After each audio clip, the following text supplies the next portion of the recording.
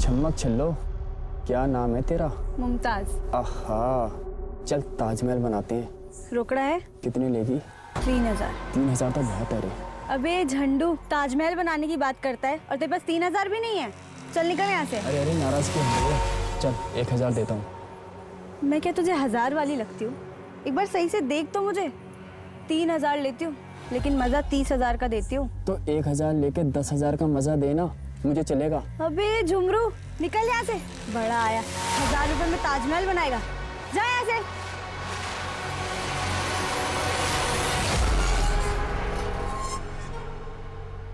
तेरा बाप गांव के मंदिर का पुजारी है ना? देख, तेरे बाप को और प्रेमी को कुछ लोगों ने मार डाला।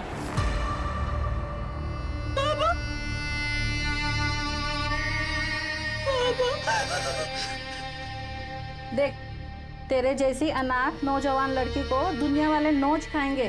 खुद से धंधे पे बैठ जा और रुआब से कमा और मर्दों को अपनी उंगली पे नचा। नहीं, मैं मर जाऊंगी। मैं ये गंदा काम कभी भी नहीं करूंगी। तेरे जैसी मना करने वाली लड़कियों को जिंदा गड्ढों में गाड़ देते और पुलिस को कंकाल तक नहीं मिलता। सोच ले।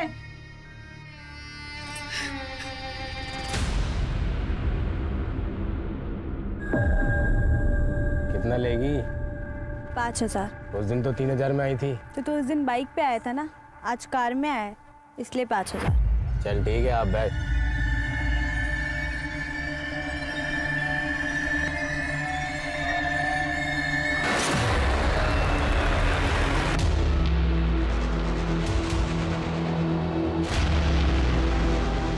कितना छापा?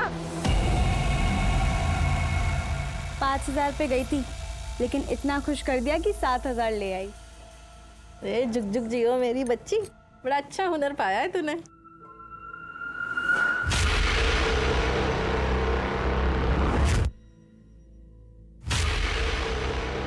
ऐसा कैसे हो सकता है?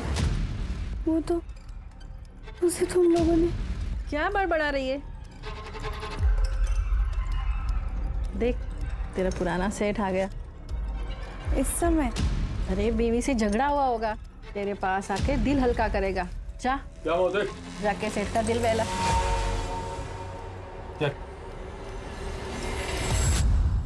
अगर किसी की पत्नी गायब हो जाती है, गुम हो जाती है, तो जमीन आसमान एक कर देता है। पर तुमने तो कोई खास खोजबीन भी नहीं की अपनी पत्नी की। सर अब क्या बताऊं, मेरी पत्नी खोई नहीं है, वो किसी के साथ भाग गई है सर। ये क्या हो रहा है?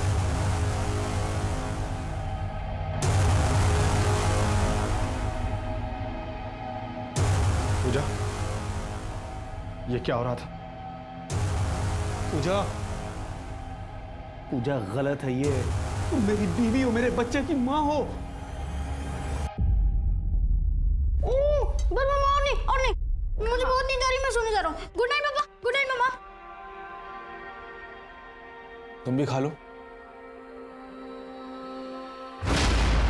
पूजा, जो कुछ भी हुआ है मैं उसे भूलने के लिए तैयार हूं। बस तुम अजय से मिलना जुलना बंद कर दो। पूजा, मैं तुमसे बात कर रहा हूं। तुम देखो, हम लोग एक नई शुरुआत करते हैं, दूसरे शहर में जाकर रहते हैं। पूजा, मैंने उन्हें समझाने की बहुत कोशिश की लेकिन वो नहीं मानी। अंत में एक लेटर लिखकर घर के सारे गहने लेकर वो अजय के साथ भाग गई। वो लेटर है आपके पास? लेटर तो जला डाला है सर। जब पूजा गायब हुई तब चिंटू कहाँ था? अपने मामा के यहाँ था सर। समझिए, चिंटू को मामा के यहाँ भेजा, फिर पूजा और उसके प्रेमी को मार दिया और दोनों को अपने ही घर में दफन कर दिया। उसके बाद पूजा के गायब होने का नाटक किया और फिर बिना नोटिस दिए घर छोड़कर, शहर छोड़कर चले गए। उस घर में मिले दोनों कंकाल पूजा और उसके प्रेमी अजय के ही हैं, है ना? सर मैंने उन्हें नहीं मारा है और ना ही उन्हें दफनाया है। अभी भी टाइम है, सच सच बता दे। सर मैं सच कह रहा हूँ, मैंने कुछ नहीं किया, किसी को नहीं मारा है मैंने।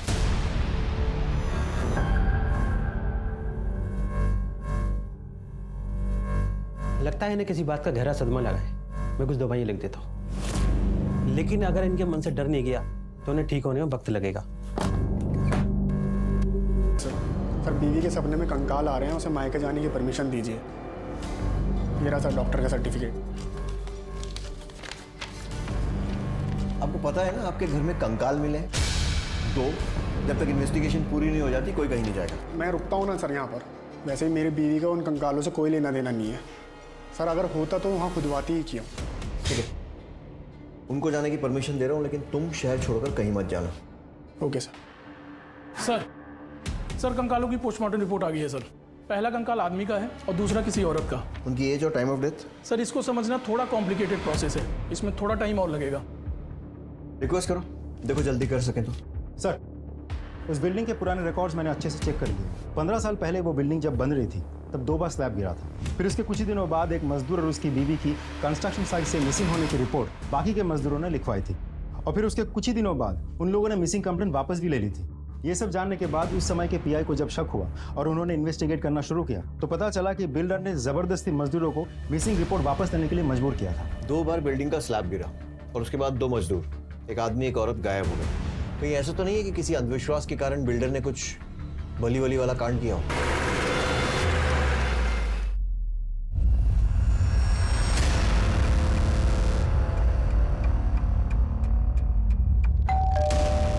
नालंदा सोसाइटी, वो बिल्डिंग आपने ही बनवाई थी ना? जब वो बिल्डिंग बन रही थी 2 मजदूर गायब हुए थे वहां से, एक आदमी और एक औरत। और अब जो कंकाल मिला है वो भी एक आदमी और एक औरत का ही है। मामला सामने ना आ जाए इसलिए आपने अपने मजदूरों पर प्रेशर डाला था और उन्होंने कंप्लेंट वापस ले ली थी, है ना? जी नहीं सर, तो पुलिस कंप्लेंट की वजह से मेरी बिल्डिंग का काम रुका पड़ा था और जिसकी वजह से मेरा बहुत नुकसान हो रहा था। फिर मैंने किसी तरह मजदूरों को समझा बुझा करके कंप्लेंट वापस करने के लिए मनाया।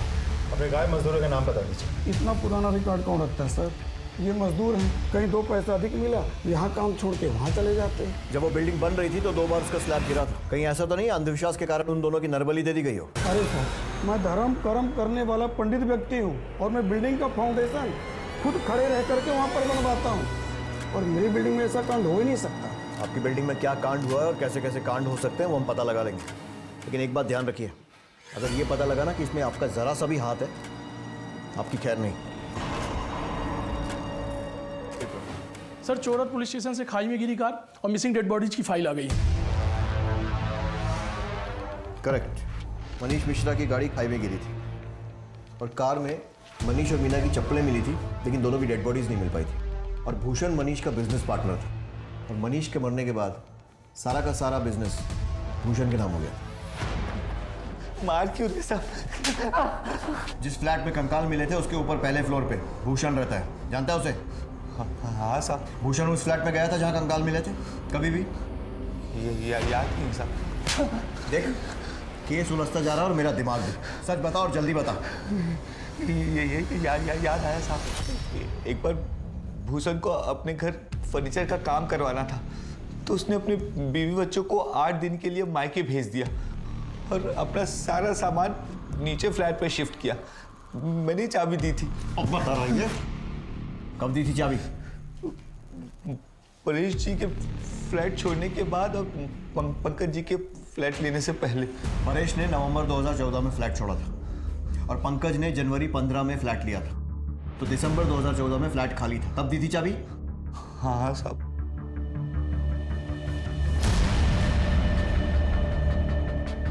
मनीष और मीना मिश्रा की गाड़ी भी दिसंबर 2014 में ही खाई में गिरी थी। टाइम तो मैच हो रहा है। सर, हो सकता है भूषण ने ही मनीष और उसकी बीवी को मार के उस फ्लैट में दफना दिया। भूषण को लेकर आओ।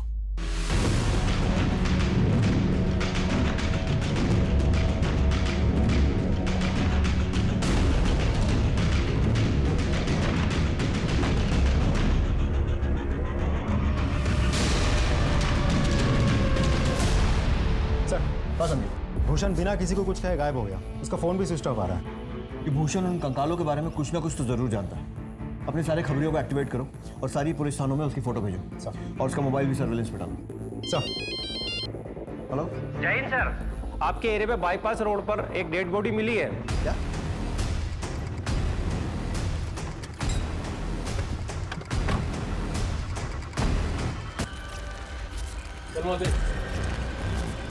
अच्छा मौसी, एक काम था। देख, धंधा छोड़ के जाने की बात छोड़ के कुछ भी मांग, तेरे लिए जान भी हाजिर है। अच्छा मौसी, वो जो शबनम के साथ लड़का था, ऐसा लगा कि मैंने उससे कहीं देखा है। शायद मेरे ही गांव का था। आप जानती हैं वो कौन था? यहाँ पे आने वाला कोई भी इंसान अपना सही नाम नहीं बताता, पर हाँ वो अपना नंबर देके गया है ताकि वो दूसरी बार आए तो एडवांस बुकिंग कर सके। रुक, मैं तुझे नंबर देती हूँ। जा।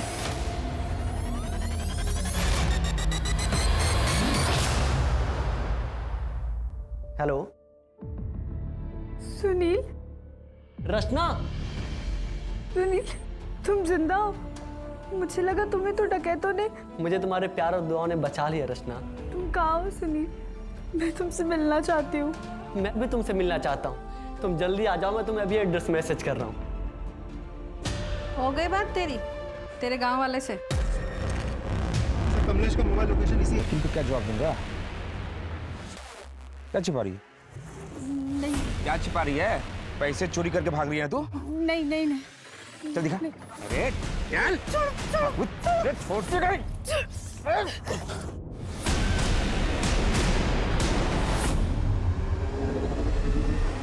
ये चोरी करके भाग रही है।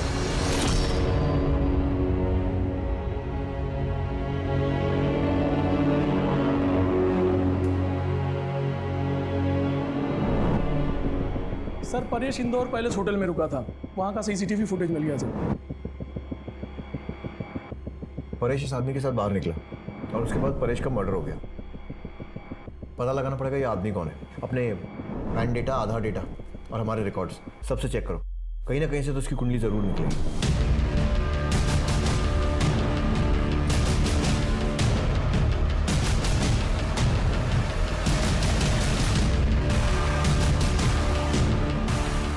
पहचानते हो? हाँ सर, ये तो कमलेश है। कहाँ रहता है ये कमलेश? यही पुरानी मंदिर के पीछे वाली गली में।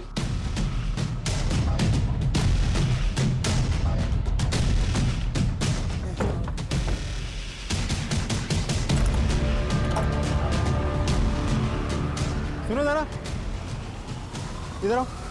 जी, कमलेश इधर रहता है? हाँ। घर पे तो ताला लगा हुआ है, कहाँ गया वो? नहीं पता। नंबर है उसका? हाँ सर।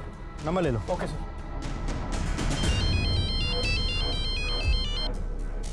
हाँ संदीप। सर, कमलेश तो गायब है, उसके घर पे ताला लगा हुआ है, लेकिन उसका नंबर हाथ लग गया। उसका फोन सर्वेलेंस पे डालो और ट्रैक करने की कोशिश करो। सर। हाँ संदीप। कमलेश का नंबर ट्रैकिंग पे डाल दिया है। कंट्रोल रूम बहुत जल्द उसका लाइव लोकेशन हमें अपडेट करेगा। काफी टाइम लग रहा है, लेकिन सर भूषण को ट्रैक कर लिया, हमारी टीम उसे पकड़ के लेके आती होगी। बिना किसी को बताया गायब। किस बात का डर था? हमारी पूछताछ का? मैंने लोन लिया था और साहूकार मुझे परेशान कर रहे थे, तुम अपने दोस्त के घर चला गया था और सर मैंने अपना फ़ोन बंद कर लिया था। मैंने सोचा सर सब कुछ ठीक होगा और पैसों की जुगाड़ होगी तो मैं वापस आ जाऊंगा। दिसंबर 2014 में तेरे पार्टनर मनीष की गाड़ी खाई में गिरी, लेकिन उसकी और उसकी बीवी की डेड बॉडी नहीं मिली, सिर्फ कार मिली। और दिसंबर 2014 में ही तूने अपने बीवी बच्चों को बाहर भेजकर फर्नीचर बनाने के बहाने अपना सारा सामान नीचे वाले फ्लैट में शिफ्ट किया। तूने मनीष और मीना को मारा और उसके बाद उन्हें उस फ्लैट में दफनाया। देखिए सर, मैं आपसे बोल चुका हूँ, ना मैंने मनीष को मारा और ना ही मैंने मीना को मारा सर। सर मेरी बात सुनिए सर, एक बात नहीं, मैं आपसे क्यों झूठ बोलूंगा सर, मैं सच बोल रहा हूँ, मैंने मनीष मीना को नहीं मारा और ना ही मैंने उस फ्लैट में उनको दफनाया। मेरी बात पे यकीन कीजिए सर प्लीज। सर, कमलेश का नंबर ट्रैक हो गया।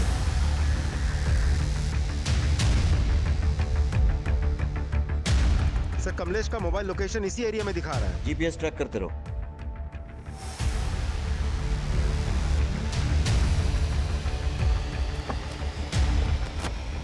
सर, लोकेशन तो यहीं कहीं दिखा रहा है। आसपास तलाशी लो। एक काम करो, इसका नंबर डायल करो। सर, गौरव के घर से मिले कंकालों के साथ इस मर्डर का कोई कनेक्शन तो नहीं है? और कमलेश का फोन गौरव की बॉडी के पास मिलना, यही कमलेश परेश के साथ होटल में दिखाई दिया था। इसके बाद परेश का मर्डर हो गया था। पता लगाना पड़ेगा ये कमलेश है कौन, और ये भी कि इन तीनों को मारने वाला अलग अलग लोग हैं या फिर ये तीनों केस एक दूसरे से जुड़े हैं और हत्यारा कोई एक ही है। सर, हो सकता है गौरव और कमलेश की लाइफ से हमें कोई सुराग मिल जाए। इन दोनों के फोटो सारे पुलिस स्टेशन में सर्कुलेट करवाओ और डिटेल्स निकालो। पहले परेश और उसके बाद गौरव की हत्या ने एक नया सवाल खड़ा कर दिया था कि क्या कंकालों से जुड़ा कोई शख्स इन दोनों की हत्या का जिम्मेदार है, और अगर है तो उसकी वजह क्या है? गौरव की किसी से कोई दुश्मनी थी या फिर किसी ने कोई धमकी वगैरह दी हो? वो एक दिन अचानक मार्केट से घबराए हुए घर आए थे। क्या हो गया? आप इतने परेशान क्यों लग रहे हैं? नहीं नहीं कुछ नहीं। मैंने पूछा भी था लेकिन उन्होंने कोई जवाब नहीं दिया। उनकी फैमिली में और कौन कौन है? कोई नहीं है सर, वो अनाथ थे। बचपन में ही उनके माता पिता का स्वर्गवास हो गया था। उन्होंने बोला था कि किसी अनाथ आश्रम में वो पले बड़े हैं। उस अनाथ आश्रम का नाम मालूम है आपको? नहीं पता सर।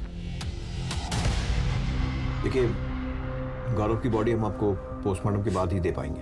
अभी आप जा सकते हैं। पता करो कि गौरव कौन से अनाथ आश्रम में था, क्योंकि अगर वो वहां था तो गवर्नमेंट एजेंसीज के पास उसके सारे रिकॉर्ड्स हैं। हेलो, क्या? ठीक सर, एक इंटरेस्टिंग इंफॉर्मेशन हाथ लगी है।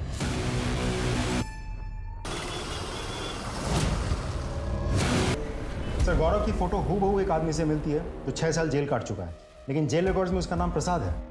प्रसाद कौन सी जेल से छूटा? भोपाल सेंट्रल जेल में था सर, और पिछले महीने ही छूटा। कुंडली निकालो इसकी। गौरव से आपकी शादी कब हुई थी? सर 2 महीने पहले। लव मैरिज थी या अरेंज? अरेंज। बता सकती हैं शादी फिक्स किसने करवाई थी? सब, मैं गरीब परिवार की लड़की हूँ। गांव के पुजारी राघु चाचा ने हमारी शादी तय की थी।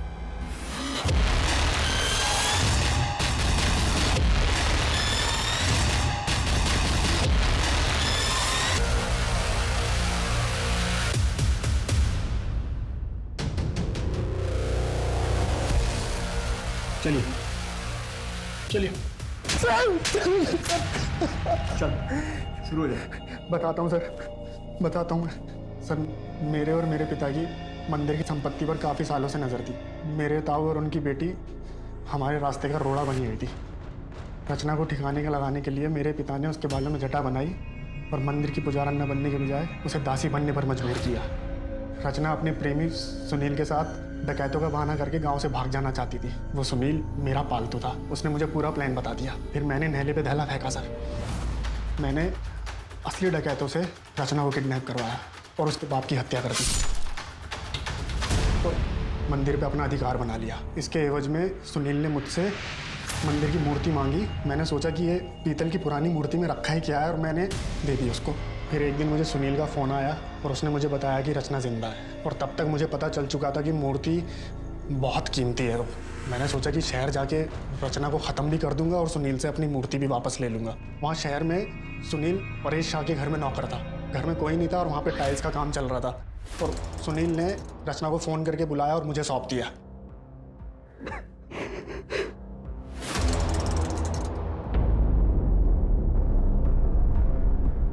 प्रसाद, तुम यहाँ? तुझे अपने रास्ते से हटाने का अधूरा काम पूरा करने आया हूँ। तुमने इसे यहाँ बुलाया जिससे मैंने इतना प्यार किया? मुझे तुम्हारी शक्ल भी नहीं देखनी है। तुझे इतनी आसानी से नहीं छोड़ूंगा। जहाँ तेरे बाप को भेजा, आज तुझे वहीं भेजा। मैं वहाँ से तुरंत निकल गया, ये सोच के गया कि इस घर को या तो मैं किराए पे लूंगा या फिर खरीद लूंगा, जिससे कि मूर्ति मेरे हाथ में आ जाए। परेश और कमलेश को कैसे मारा? सर, सुनील ने मुझे बताया था कि उसका मालिक परेश शाह हर साल 2 बार तीर्थ यात्रा पर जाता है। तो सर, उसकी गैर मौजूदगी में मैं चोरी छुपे उसके फ्लैट में घुसा और मूर्ति खोजने लगा। कौन है? सर, जब रात को मैं मूर्ति खोज रहा था तो कमलेश, जो वहाँ पहले वॉचमैन था, उसने मुझे देख लिया। सर, मैंने उससे बहुत मिन्नतें की, उसे पैसे देने की कोशिश की और वो सर मान गया। उसने मुझसे पैसे लिए और चुप रहने का वादा किया। मुझे मूर्ति पाने का बहुत जुनून था सर, मुझे वो मूर्ति चाहिए थी। मैंने अपना नाम बदला, शादी की, और गौरव नाम से उस फ्लैट में रहने लगा जहाँ पे मूर्ति दफन थी। मैंने उस घर में रहते हुए उस जगह को आइडेंटिफाई कर लिया था जहाँ मूर्ति थी। और सर, मैं मुंबई गया, उसका सौदा करके आया, लेकिन इसी बीच मेरी बेवकूफ़ बीवी ने मेरे ही गड़े हुए मुर्दे निकलवा लिए। इसी बीच आपने परेश शाह को पूछताछ के लिए बुलाया, और परेश को वो कमलेश, उसका पुराना वॉचमैन भी मिला, और उसने उसको सब कुछ बताया कि मैं उस फ्लैट में घुसा था चोरी छुपे। परेश के दिमाग की बत्ती जल गई। उसने मुझे बुलाया और पूछताछ की। सर, मैं और देर नहीं करना चाहता था।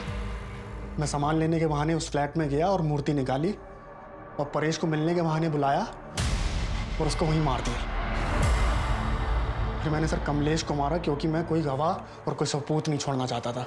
इसलिए मैंने सर कमलेश को वहाँ जलाया, गौरव की आईडी वहाँ फेंकी, जिससे लगे कि गौरव मर गया, और सर मैंने मूर्ति ली और गाँव चला गया। बाकी की सारी उम्र जेल में सड़ेगा। मुझे माफ कर दो सर। रचना के साथ जो हुआ वो हमारे समाज की पिछड़ी हुई मानसिकता को प्रदर्शित करता है। रचना ने एक बड़ा सपना देखा, मंदिर की पुजारन बनने का, देवी माता की सेवा करने का, पर उसका ये सपना मंदिर की संपत्ति पर नजर गड़ाए लोगों को रास ना आया। उन्होंने रचना को जिस्म फरोशी के कीचड़ में धकेल दिया। कागा सब तन खाइयो, चुन चुन खाइयो मांस, बस ये 2 नैना मत खाइयो, इन्हें पिया मिलन की आस। रचना की हिम्मत जैसे पूरी तरह से टूट चुकी थी, लेकिन अपने पुराने प्यार से मिलने की उम्मीद ने उसमें एक नए जोश का संचालन किया। जिसमें फरोशी के धंधे से छुटकारा पाकर पहुंच गई सुनीता अपने सुनील के पास। लेकिन प्यार के नाम पर उसे सुनील से क्या मिला? सिर्फ धोखा।